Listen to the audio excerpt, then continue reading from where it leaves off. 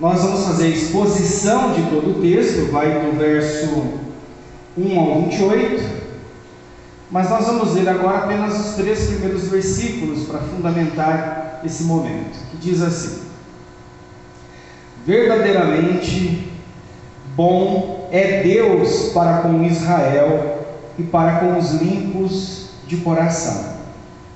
Quanto a mim, os meus pés quase que se desviaram, pouco faltou para que escorregassem os meus passos, pois eu tinha inveja dos soberbos ao ver a prosperidade dos ímpios.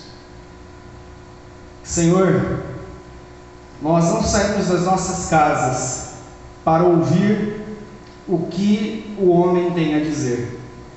Nós chegamos aqui com um único propósito, o propósito de ouvir a sua voz falando ao nosso coração. Por isso, meu Deus, eu suplico a Ti, para que eu não seja pedra de tropeço nesse momento, mas que eu seja um instrumento da sua vontade para propagar a sua palavra. Que o Senhor nos direcione, nos guie com sua sabedoria. É o que eu te peço em nome de Jesus. Amém e amém. Podem se sentar, queridos, mantendo sua Bíblia aberta. Esse salmo, ele é muito conhecido e nos ajuda a entender essa questão que é tão complexa, que é a aparente prosperidade do ímpio. Eu não sei se você já parou para pensar o que significa essa palavra ímpio. O ímpio é aquele que é o oposto do piedoso. O que é o piedoso? O piedoso é aquele indivíduo que vive sua vida alinhada ao propósito de Deus, de acordo com a sua palavra. No Antigo Testamento, o culto ao Senhor era celebrado num lugar chamado tabernáculo, que era uma grande barraca que ficava montada no meio do deserto.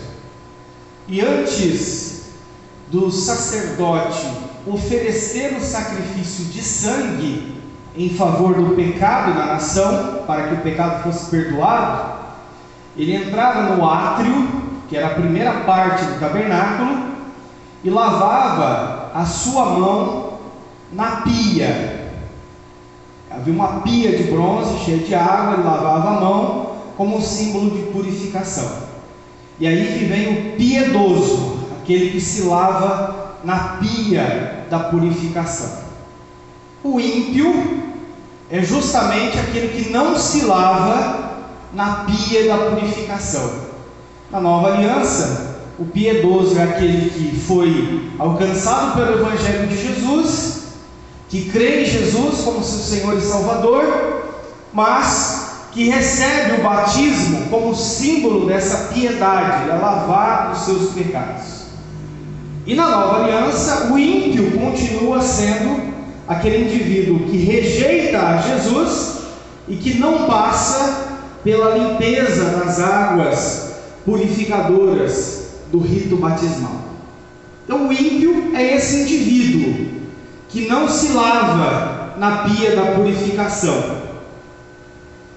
E toda vez que nós olhamos para a Bíblia, fica muito claro, isso no Antigo e no Novo Testamento, que existem 2 tipos de pessoas na face dessa terra: aquele que é piedoso, que foi lavado pelo rito batismal, pelo sangue de Jesus, e que agora vive uma vida alinhada com o propósito de Deus, e o ímpio. O ímpio é aquele indivíduo que não tem fé em Jesus e vive totalmente distante do propósito de Deus. E a grande pergunta que muitas vezes surge no nosso coração é: por que é que coisas boas acontecem com o ímpio e por que é que coisas ruins acontecem com o piedoso? Por que que o justo passa por dificuldades e o ímpio aparentemente não tem essas dificuldades? Esse é o sentimento que o Asaf escritor do Salmo 73, traz nesses 28 versículos. Ele mesmo diz no verso de número 3, e você pode acompanhar isso aí na sua Bíblia, que ele tinha inveja dos soberbos ao ver a prosperidade dos ímpios. Esse homem, ele não era qualquer pessoa, ele era o líder do canto, do coro, do coral, do culto do Antigo Testamento. Imagine que nós temos hoje na igreja os músicos, ministério de louvor, os que cantam. Imagine que esse indivíduo era o líder desse grupo, liderava quem cantava, quem tocava, tudo muito bem organizado.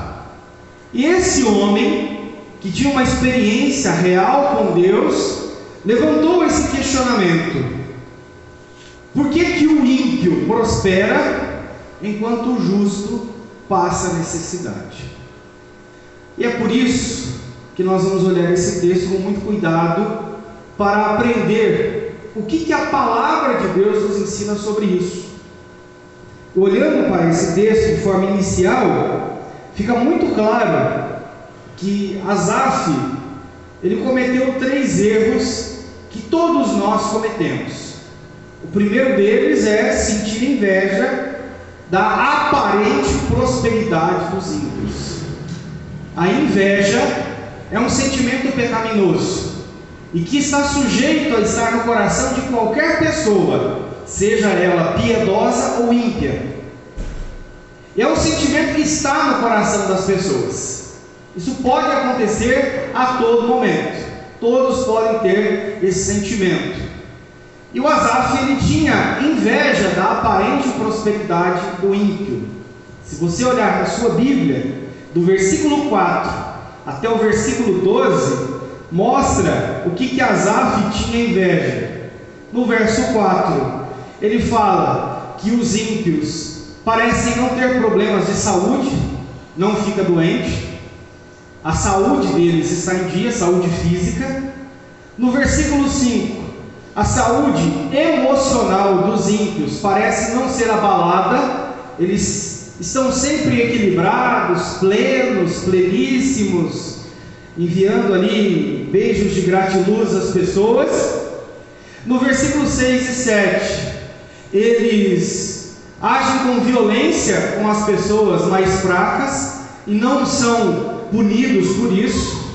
No versículo 8 e no versículo 9, eles exploram as pessoas, usam a sua influência, o seu poder para maltratar as pessoas. No versículo 10 e 11, Asaf diz que os ímpios blasfemam contra Deus e não são punidos. E tanto é que ele resume tudo o que acontece com os ímpios no verso 12: eis que estes são ímpios, e todavia estão sempre em segurança, eles aumentam as riquezas.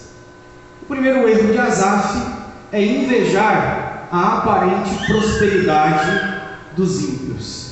Esse é o primeiro erro de Asaf: invejar a aparente prosperidade dos ímpios. Vamos imaginar agora que nós temos algumas situações que se aplicam a isso. Eu conheço mulheres cristãs, pessoas tementes a Deus, casais, maridos e mulheres tementes ao Senhor, que não conseguem ter filhos, que sofrem com a esterilidade, seja do homem, seja da mulher, não conseguem gerar filhos. E aí você olha o ímpio ou a ímpia, dessas meninas que ficam na balada com o shortinho mostrando o traseiro, uma tornozeleira eletrônica na canela, que se encostar em algum homem, ela engravida, tem um filho e joga na lata do lixo, e despreza a vida humana como se fosse a coisa mais absurda, mais banal da face dessa terra. E é isso que Asaf não consegue entender. Por que a mulher temente ao Senhor, que quer dar à luz a um filho, que quer criar um filho para a glória de Deus, não consegue ter esse filho? E por que a ímpia mundana tem um filho e joga a criança na lata do lixo? É isso que Asaf não consegue entender. Ele inveja a aparente prosperidade dos ímpios. O outro ponto que se aplica aqui, nós podemos usar o exemplo, é o fato de que você, como um ser humano, um trabalhador, honesto, pagador dos seus impostos, passa 67 km por hora num radar, recebe uma multa, tem que pagar essa multa, leva ponto na carteira, enquanto essa corja de bandido, que muitas vezes assalta o nosso país, rouba e quer continuar roubando, e eles estão ali pleníssimos, como se nada tivesse acontecido. Essa aparente prosperidade do ímpio é o que deixa Asaf muito chateado.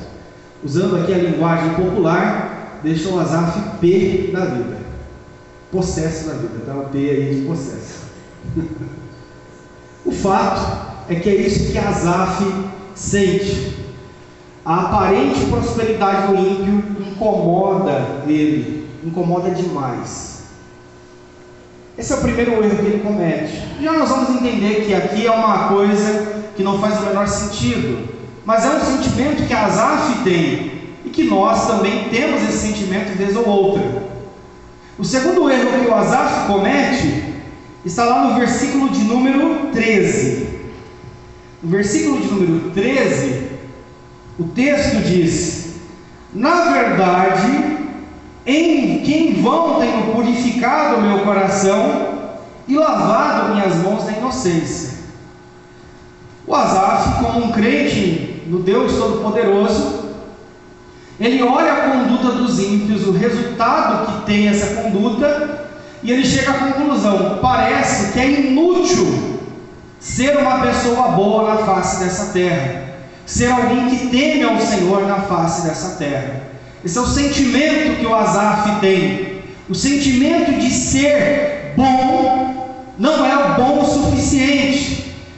Perceba que, de alguma forma, o mundo traduz esse sentimento no nosso coração, de ser bom, e bom não é bom o suficiente, é uma coisa ruim ser bom. Que absurdo!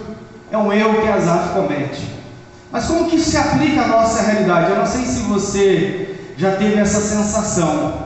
Pastor, pelo amor de Deus, eu sou um crente temente a Jesus, eu oro, eu jejuo, vou na igreja, devolvo meu dízimo, evangelizo. Parece que tudo que eu faço é inútil diante de tanta maldade que tem nesse mundo, e parece que o mundo parece estar cada vez pior, mesmo eu fazendo a minha parte, tentando viver uma vida piedosa diante do Senhor. Esse é um erro que Asaf comete.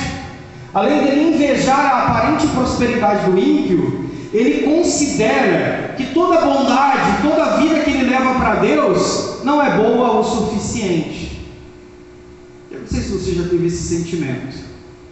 Às vezes a pessoa diz: a pressão que dá é que eu não estou aproveitando o que o mundo pode oferecer, estou me privando das coisas boas desse mundo, enquanto vivo uma vida temente ao Senhor. Esse é um erro que Asaf comete, e é um erro que nós também cometemos. Achar que ser bom não é bom. É inútil manter a sua vida com a dignidade da qual o Senhor espera de nós. Ele cometeu o primeiro erro, que foi invejar a aparente prosperidade dos ímpios. O segundo erro, que era considerar que o seu esforço era inútil. E o terceiro erro que o Asaf cometeu está no verso 14, mostrado no texto da Sagrada Escritura, que diz: pois todo dia tenho sido afligido e castigado pela manhã. Em outras traduções, todos os dias o Senhor me castiga, me pune. E aí você tem esse terceiro erro que complementa os outros dois. Asaf se considerava uma vítima daquilo que Deus estava fazendo na história da humanidade. Ele se considerava uma vítima fatal da ação de Deus nesse mundo. É isso que Asaf sente. Ele se sente uma vítima, e de última forma ele tenta colocar a culpa sobre o próprio Deus de tudo aquilo que está acontecendo. Asaf é considerado, ou se considera, uma vítima da história. Não sei se você já conviveu com pessoas, acho que a primeira pessoa que você convive é com você mesmo, que tem esse hábito, ou mau hábito, de se tornar vítima de tudo o que acontece. Não há um assumir de responsabilidades. O que existe é sempre alguém fez alguma coisa para dar errado a vida, e aí a pessoa não vai para frente é porque alguém fez alguma coisa. Os brasileiros, de forma geral, têm colocado a culpa dos problemas da nossa nação, da nossa vida, lá no Cabral. A culpa é do Cabral, quando encontrou a América Portuguesa aqui em 1500. E aí nós vamos colocando culpa. A culpa era do presidente, a culpa é do presidente, a culpa vai ser de todo mundo, menos a responsabilidade de si mesmo. O fato é que o Asaf, ele considera ser uma vítima de tudo que Deus está fazendo. E perceba, ele não é o último e nem o único a sentir isso. Um dia Elias estava lá em Sarepta, e aí ele chegou na casa da mulher, o filho da mulher morreu.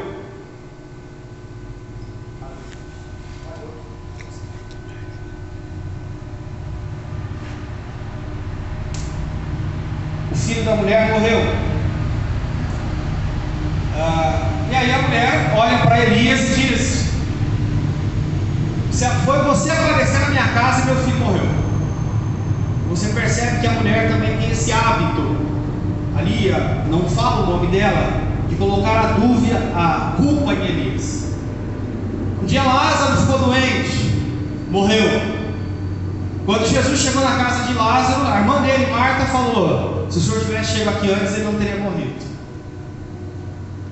A irmã dele falou: se o senhor, a outra irmã, Maria, poxa vida, o senhor se atrasou, por isso que ele morreu. Os judeus que estavam com aquela mulher disseram: será que ele não poderia ter chegado mais cedo, já que ele abriu os olhos do cego, curou leprosos e impedir que este morresse? Perceba que faz parte da nossa natureza sempre tentar encontrar um culpado ou responsável. E neste caso, o texto do Salmo 73, Asaf, ele considera que o próprio Deus é responsável pela sua dor e sofrimento.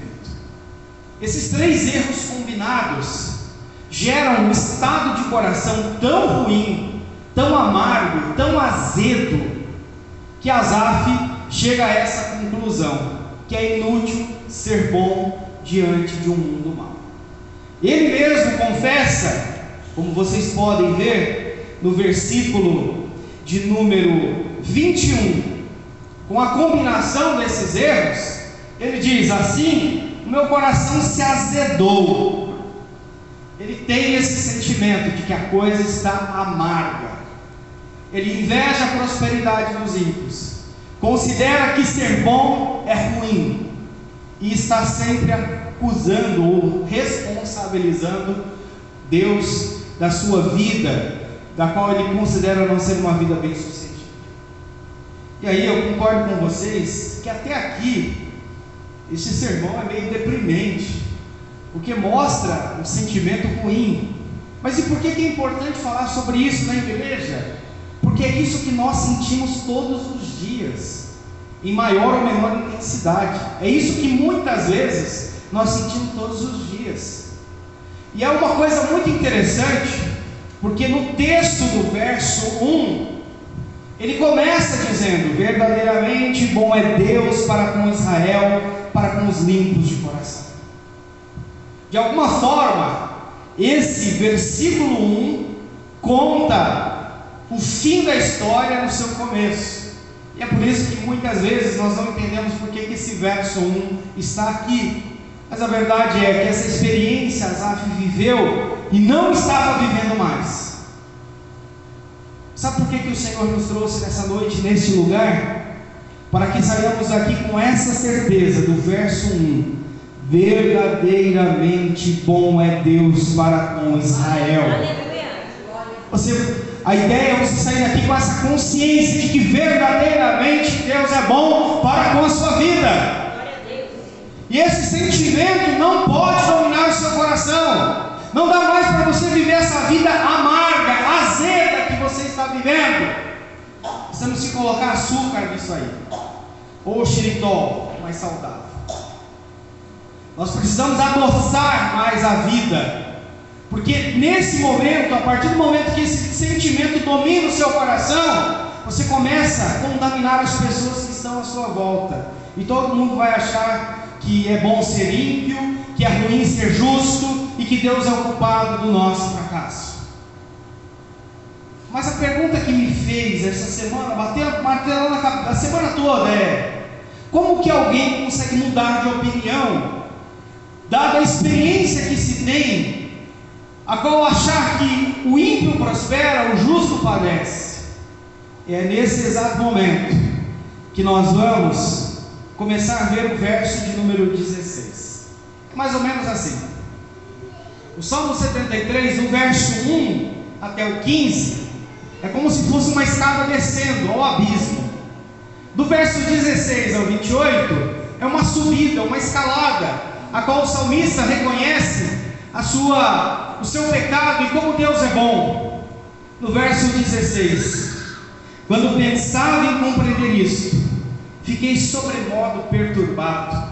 Algumas traduções dizem: tentar entender isso era muito difícil para mim. Sabe quando, meus irmãos e irmãs, os que estão aqui nessa noite, os que vão ouvir depois, sabe quando nós vamos começar a aprender a apreciar o que Deus está fazendo, e não necessariamente o que o ímpio está fazendo? Quando nós aceitarmos que nós não teremos a resposta para todas as perguntas. Nossa geração, ela foi mal acostumada. Essa geração que nós estamos vivendo, ela foi mal acostumada. Eu sou de um tempo em que, para você ter informação, você precisava ir na biblioteca municipal. Aqui em Marialva, a biblioteca municipal antes ficava ali debaixo da Câmara dos Vereadores. E lá na biblioteca municipal tinha o Google dos anos 90. O que era o Google dos anos 90? Barça. Aquele monte de livro de A a Z. Aquele monte de livro de A a Z. E ali você começava a procurar resposta. Trabalho de biologia, trabalho de geografia, folha de papel ao maço, letreiro para os mais organizados, e ali fazia o trabalho. Nessa dinâmica de buscar a informação, nós tínhamos o bom hábito e paciência de saber que nem tudo nós teríamos uma resposta. Mas hoje, quando nós acordamos e vem aquela dúvida na nossa cabeça, nós já colocamos lá, ok, Google, e automaticamente nós queremos encontrar uma resposta para essas perguntas, para todas as perguntas. O que Asaf chega à sua conclusão, e uma conclusão racional, do qual todos nós vamos precisar chegar e aceitar isso, é que nós não vamos ter resposta para todas as perguntas que nos são feitas. Nós não vamos ter resposta para as perguntas que surgem ao nosso coração. Nem todas as perguntas serão respondidas. E é por isso que entender as coisas da forma mais difícil possível e tentar entender e mudar essas coisas, muitas vezes é uma luta contra aquilo que é impossível de ser mudado. Queridos, nem todas as respostas nós vamos ter para as perguntas que nos são feitas. E nós somos especialistas em achar que haverá uma resposta para as nossas muitas perguntas. A resposta será sempre uma. O que eu não consigo entender, o que eu não consigo explicar, eu abro mão da minha tentativa de entender e explicar, e abraço com toda a força dessa vida, com fé, com a certeza de que o Deus Todo-Poderoso está no controle de tudo. E por mais que eu não veja uma resposta, eu tenho certeza que Ele tem o domínio sobre todas as coisas. Nós vamos colocar mais açúcar na nossa vida, evitar o coração azedo, quando entendermos que para todas as perguntas, nem todas as perguntas terão uma resposta necessariamente. Nós não vamos ter resposta para tudo. Aceite isso. Esse é o famoso aceita que dói menos. Supera. Aceita que para além de todas as perguntas nós vamos ter uma resposta, sabendo que a resposta será sempre a pessoa bendita de nosso Senhor Jesus. A segunda atitude de Asaf, que fez com que ele mudasse o coração e entendesse que o ímpio não prosperava, entendesse que ele não era culpado ou que era inútil ser santo, está no verso 17. Aqui na minha tradução diz: até que entrei no santuário de Deus, então entendi o fim deles. Olha que interessante. Esse texto tem um até que. Esse texto tem um até que. O que é o até que? Eu estava com uma dor de cabeça, até que eu comecei a tomar mais água, passou minha dor de cabeça. Eu estava com muito sono, até que eu tirei um cochilo e passou esse sono. Eu estava com muita fome, até que depois do culto fui lá, comi um podrão e passou a fome. Podrão é um cachorrão. O até que indica uma definição de algo que aconteceu para resolver aquela crise que Asaf estava passando. E olha o que está escrito no verso 17 no detalhe: até que entrei no santuário de Deus, então entendi eu o fim deles. Sabe onde que Asaf não entrou para tentar entender a aparente prosperidade do ímpio? Não está escrito aqui: até que entrei no Google e recebi uma resposta, até que entrei no Instagram e recebi outra resposta, até que entrei no Twitter e recebi outra resposta. Não. Essas respostas de questões mais profundas, de necessidades, a qual muitas vezes a mente humana não consegue explicar, você só conseguirá entender plenamente se você estiver no santuário de Deus. O que é o santuário de Deus? É a casa de Deus, a igreja, mas é também, acima de tudo, a presença de Jesus na sua comunhão diária. Você não consegue entender essas coisas, não consegue compreender ou aceitar essas coisas complexas enquanto você não entrar no santuário de Deus. Irmãos, entra no santuário de Deus. Lá você terá resposta para a sua vida, para o seu coração. Entra no santuário de Deus. Busque o santuário de Deus. Esteja no santuário de Deus, porque só aí nós vamos conseguir resposta para os nossos corações. Até que entrei no santuário de Deus. Isso é o que ele diz no verso 17. Para que ele superasse essa crise de fé na qual ele estava enfrentando, ele entendeu ou aceitou que não terá todas as respostas para as suas perguntas, mas que o Senhor basta. Em segundo lugar, ele entrou no santuário de Deus. Ele aprofundou mais seu conhecimento de Deus.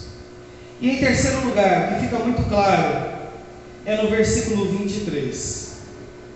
Se você olhar com atenção, no verso 23 até o verso 28, Asaf, ele não dedica mais nenhum segundo da sua vida sequer para os ímpios. O que ele faz é dedicar a sua vida totalmente à presença do Senhor.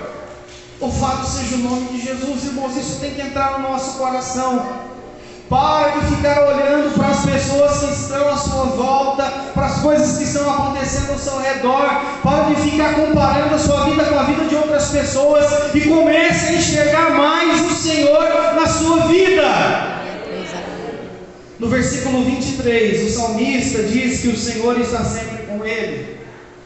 E por mais que o ímpio possa parecer próspero, parecer saudável, parecer emocionalmente equilibrado, parecer explorar as pessoas, na verdade o que o ímpio não tem é a presença contínua de Jesus em sua vida. Isso tem que entrar no seu coração, irmãos. Nos nossos corações nós temos a coisa mais preciosa da nossa vida, que é Jesus. E isso o mundo não tem. No versículo 24, o salmista diz que o Senhor é quem guia ele.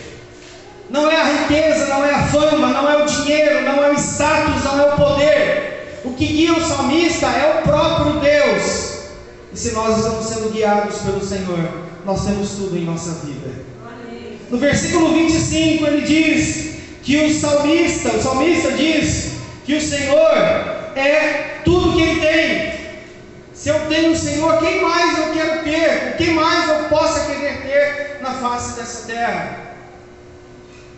O que nós temos aprendido é que não dá, hipótese alguma, para você encontrar comunhão, felicidade, alegria em Jesus, enquanto você não entender que o Senhor é a coisa, ou aquilo, ou quem mais importante que você tem em sua vida. E se você tem o Senhor, você tem tudo. Louvado seja o nome de Jesus.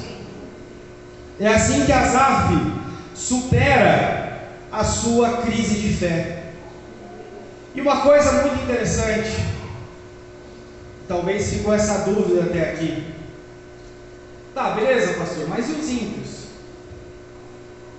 A gente entendeu que não precisa ficar olhando para o ímpio para não se desanimar, mas seria Deus justo se os ímpios permanecessem fazendo impiedade e ainda recebendo coisas que são aparentemente boas?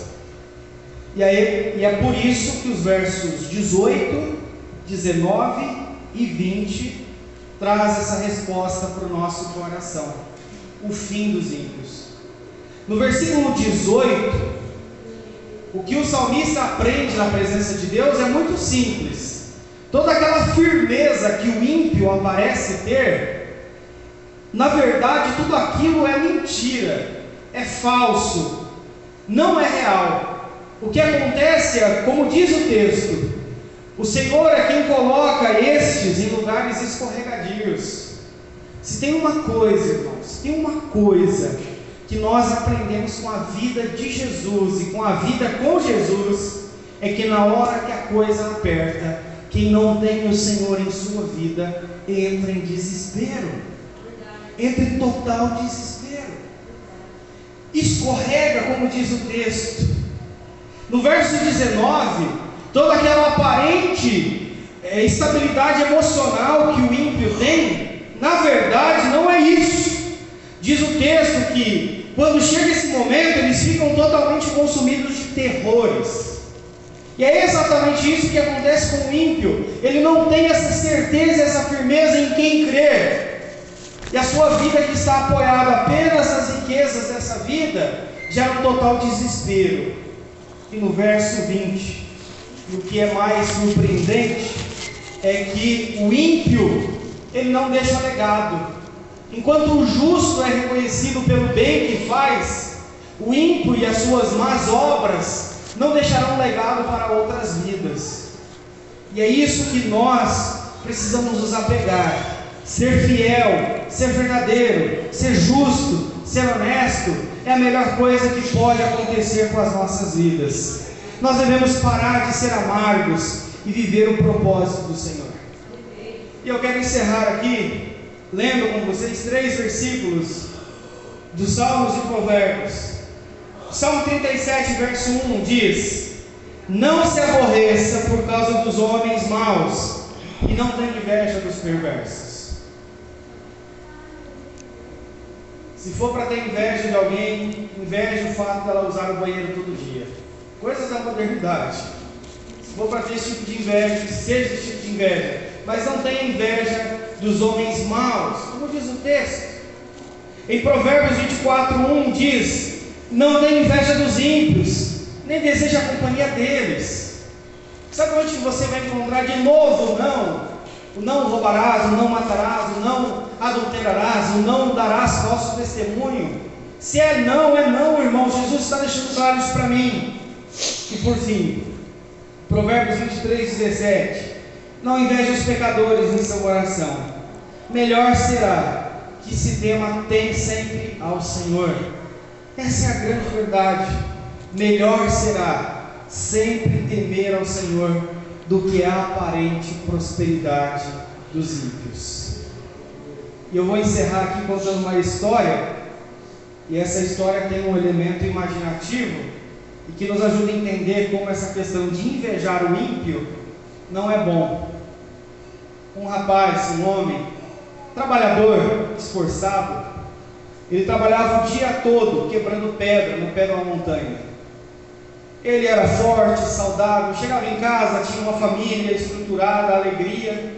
Mas toda vez que no caminho de casa, ele olhava a casa de um homem muito rico e dizia no seu coração: eu queria ser esse homem rico. Eu queria ser esse homem rico. Não aguento mais quebrar pedra. Essa vida que eu levo não é uma vida verdadeira, não é uma vida justa. Não aguento mais quebrar pedra. E aí um dia, como se num passe de mágica, estava lá aquele trabalhador, agora na casa do homem rico, sendo o homem rico, desfrutando de todas aquelas delícias que o dinheiro pôde comprar. Até que ele viu passar montado num cavalo um grande general, vencedor de batalhas, e ele inveja aquele general. Ele diz no seu coração: como eu queria ser aquele general. Perceba, não basta mais ser rico, agora ele quer poder. E continuamente continua a invejar isso. Até que no outro passe de mágica, está o homem montado no seu cavalo e agora assumiu o lugar do general. Esse homem, que era um quebrador de pedras, ficou rico do dia para a noite e agora era uma das pessoas mais poderosas daquela região. Andando no seu cavalo, ele sentiu uma forte insolação, caiu desmaiado no chão, e aí ele olhou para o sol com os olhos meio entreabertos e disse: na verdade, o que eu queria mesmo era o sol, porque mesmo esse homem poderoso tal como é, não aguentou os raios solares e desmaiou. E num passe de mágica ele virou o sol, estava lá brilhando todo garboso, irradiando luz solar, calor, até que uma grande nuvem daquelas